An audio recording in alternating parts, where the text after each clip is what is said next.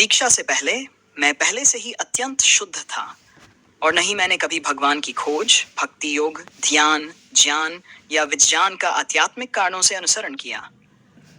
मेरा एक वैज्ञानिक दृष्टिकोण था और मैंने कई खोजें की थी जिनके बारे में मेरे गुरु भी जानते थे। एक बार जब वे मेरे घर आए तो मैंने उन्हें एक प्रोजेक्ट फाइल दिखाई जिसमें शॉकलेस डिवाइस के बारे में था और उन्होंने मुझे इसका कॉपीराइट लेने की सलाह दी। हालांकि मैं अपने गुरु के प्रेम में इतना डूब गया कि मैंने अपनी खुद की शुद्धता को भूल ही गया। मैं उनसे इतनी गहराई से जुड़ गया कि हर क्षण, दिन और रात उन्हीं के साथ बिताता था, इतनी सूक्ष्मता से कि उन्हें इसका एहसास भी नहीं हुआ। उन्हें यह लगा कि मेरा जुड़ाव हनुमान और गुरु नानक जैसी हस्तियों से था।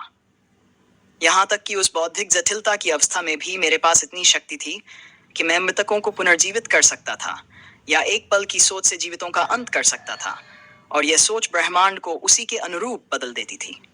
मैंने कई कार्य किए हमेशा अच्छे के लिए और अहम ब्रह्मास्मि, मैं ब्रह्म हूं, के सिद्धांत को भी बहुत करीब से समझा। मैं उस अवस्था में जी रहा था जहां एक विचार से मैं अरबों ब्रह्मांडों की रचना कर सकता था। मैंने शिव, विष्णु, ब्रह्मा और कबीर द्वारा वर्णित संस्थाओं जैसी शक्तियों को समझा, और यह भी कि उस अवस्था में अच्छे और बुरे का कोई अस्तित्व नहीं था। केवल निर्माण और विनाश की प्रक्रियाएं थीं जो ब्रह्मांडीय संतुलन को बनाए रखने के लिए आवश्यक थीं। पाप और पुण्य केवल मानव मस्तिष्क की अवधारणाएं थीं। उस अवस्था में मैं ब्रह्मांड का निर्माता और विध्वंसक दोनों था, लेकिन यह केवल अस्थायी जटिल बुद्धि के माध्यम से संभव था, जो कि अंततः एक माया थी। मैंने आगे बढ़ते हुए अपनी समझ को गहराई दी, अस्थायी भौतिक सृष्टि की विशालता का अध्ययन किया और उसके सबसे छोटे कण तक की व्याख्या की। मैंने अनगिनत नए ब्रह्मांडों की खोज की और यह महसूस किया कि कोई भी जो इस अस्थायी जटिल बुद्धि के माध्यम से समझदार हो जाता है, कुछ भी हासिल कर सकता है, लेकिन अपने स्थायी स्व के आमने सामने आने का कोई विकल्प नहीं है। मैंने अस्थायी भौतिक सृष्टि के सर्वोच्च शिखरों को भेद लिया, जिनके बारे में सोचने में ही हजारों युग लग जाते। मेरे गुरु अक्सर अमरलोक और परमेश्वर के बारे में बात करते थे, लेकिन दीक्षा के केवल 3 दिन बाद ही मैं दूसरों को समझा रहा था कि वह कैसे अस्तित्व में आया।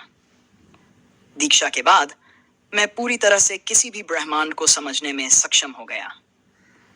मेरे गुरु ने मुझे ध्यान के माध्यम से शरीर को छोड़ने का एक मार्ग दिखाया, लेकिन मेरे पास कई मार्ग थे, और तब मुझे एहसास हुआ कि मैं कभी भी शरीर में नहीं रहा था।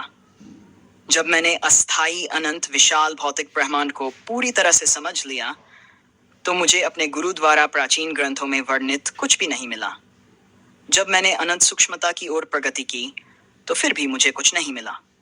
उस असीम सूक्ष्म गहन शांति में केवल मेरी अपनी अनंत सूक्ष्म धुरी थी, जहां मेरे स्थायी सू की परछाई के लिए भी कोई स्थान नहीं था।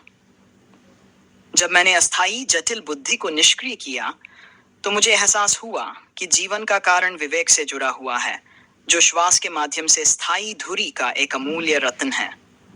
इसका प्रतिबिंब हृदय में हल्के रूप से देखा जा सकता है, लेकिन यह शरीर में जो अस्थायी तत्वों और गुणों से बना है, या अस्थायी अनंत विशाल भौतिक ब्रह्मांड में कहीं भी अस्तित्व में नहीं है।